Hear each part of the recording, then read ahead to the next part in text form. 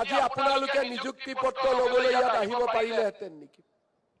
আজি 1.5 লাখ ল'ৰা ছোৱালীয়ে চাকৰি পাব পাৰিলেহেঁতেন নেকি? আজি বজ্ৰ কঠোৰভাৱে মই থিয় হৈ আছো যে মোৰ জীৱন কালত মই অসমক নেপাল হ'ব নিদিওঁ, আৰু তাৰ কাৰণে আজি 1.5 লাখ ল'ৰা ছোৱালীক আমি চাকৰি দিব পাৰিছো।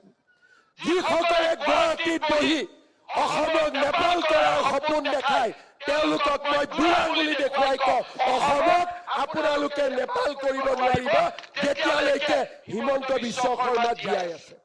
আমি অসমক অসম কৰিম। এইবাৰ 1.5 লাখ ল'ৰাক চাকৰি দিছো, অহাবাৰ 3 লাখ ল'ৰা ছোৱালীক আমি চাকৰি দিম। আমি অসমক অসম কৰিম। এইবাৰ 1.5 লাখ পিতৃ মাতৃ হাঁহিছে, অহাবাৰ মোৰ অসমত 3 লাখ পিতৃ মাতৃ হাঁহিব।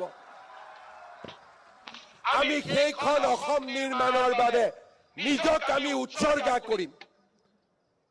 যিসকলে অসমক নেপালৰ ফালে চাব যায় মই তেওঁলোকক কম, অসমে নেপালৰ ফালে নাচায়, অসমে কামাখ্যাৰ ফালে চাব, শংকৰদেৱৰ ফালে চাব, পৰমুক্তাৰ ফালে চাব,